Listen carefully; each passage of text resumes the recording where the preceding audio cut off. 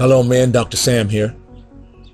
I've been given an assignment to discuss and to talk with you for a few moments about one word, legacy. You may hear some cars driving by. You may hear some neighbors talking. I'm sitting in my backyard where I have made many, many memories, building a legacy to leave with my family. You also have given me a gift, and I want to thank you for the gift that you have already given me. You say, what gift is that? It's the gift of your time. I promise not to waste it.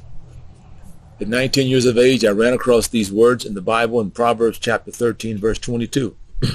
Allow me to read them to you. A good person leaves an inheritance for their children's children.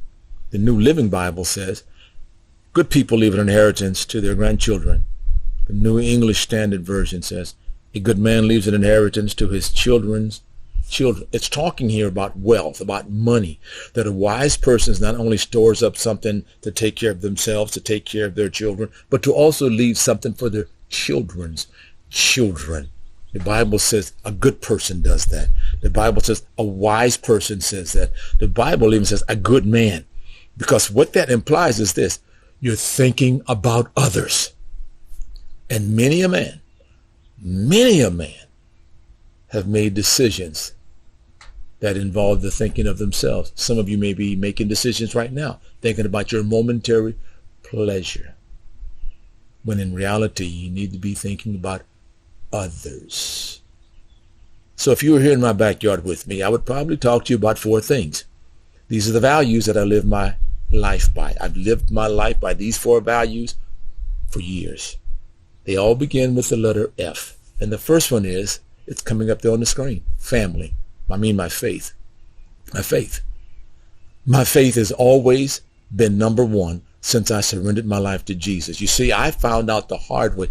I do not do life very well without my faith in Jesus Christ, the Son of the living God, without putting my faith in his word, without daily spending time with him, sometimes more days than others, but spending time with him, saying, God, touch me. God, give me strength. God, give me grace. God, help me to be the husband my wife needs me to be, the father my children need me to be, the grandfather, the uncle, the cousin, the brother, the son my mother needs me. God, help me. God, I can't do this without you. You know that I can't.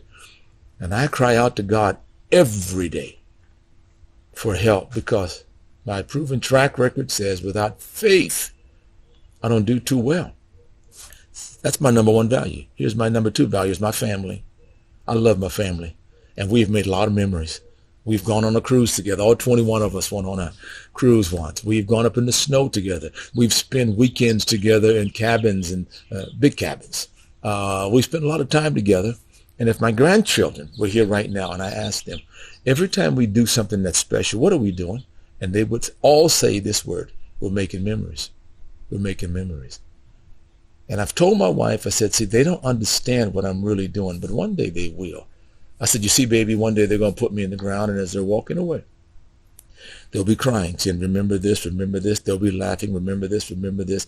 And one of them will say, remember, memories. Papa was preparing them for today. I live my life so that when I'm no longer there, I am still impacting my children, my grandchildren, my friends, because of the legacy or the life that I've lived in the flesh, that when I'm no longer here, God will honor it in the spiritual arena. So we got to have faith. That's me. I'm just talking about me. I love my family. I love my wife. I don't want to wake up some morning and she's got her fingers underneath my nose going, shucks, he's still breathing. When I pray for her, I said, Lord, give her patience with me, with joy, with joy. I've asked God to help me to be the husband that she'd be proud to say, I'm glad that I said I do. And I'm glad that I wake up most days saying I still do. Faith, family, friends, my friends. I have a few friends. I have a lot of friends. I have a few friends. Father passed away over 11 years ago, and it was a really rough day for me. If any of you have ever heard me speak, you've heard me talk about my father and his love for me, and how he traveled down some dark roads just looking for me and waiting on me, and finally God answered his prayers and brought his son from the pig pen back home, where he experienced the grace and the love of a father. Sat in my room that morning when I found out my father had passed away, and I cried and I cried and I cried. Text 3 friends of mine. One of them called me on the phone. Earl called and he said, "What's up, man?" And all I could do was cry. Earl sat on the phone for 10 minutes and just listened to me cry. Ask you a question, friends. You got a man who will listen to you cry? Who will just listen to you cry and not feel like they need to say something?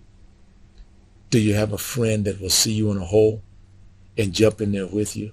And you look at him and say, "Man, now why don't you jump in this hole? Now it's both of us in this hole." And they'll look at you and say, "Yeah, you're right. We're both in the hole. But I've been here before and I know the way out." Got a friend like that.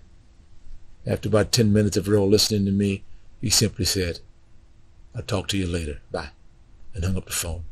My friends, that is a friend.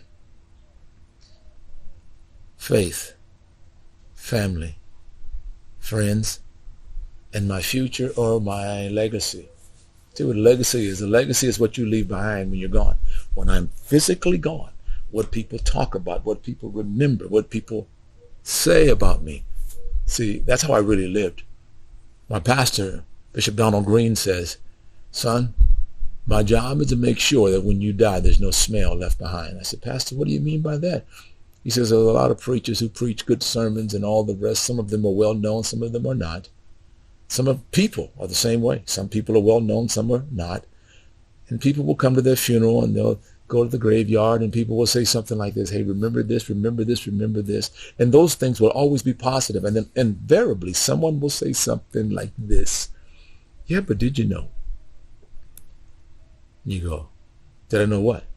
And they'll say something that most people didn't know. And all of a sudden you find yourself going, 'What's that horrible smell?' It's something that they did that nobody knew, but it came out at the funeral. See, that's what Christ is all about. Christ allows us to come to him, to kneel and to say, 'God, here's all my smells. You know, the ones I've made, the ones I haven't made, the ones I will, I'm giving you all my smells. And God, help me to live a life so when I die, all the smells will be taken care of.' I've told my grandsons, like I told my sons, took my sons out for breakfast, each one of them individually. I have 2 sons. I said, 'Let me tell you what the family sin is.' And then I've told my grandsons, as you get older, one day Papa's going to have a conversation with you. I'm going to tell you about some of the times that Papa wanted to say yes, but he said no.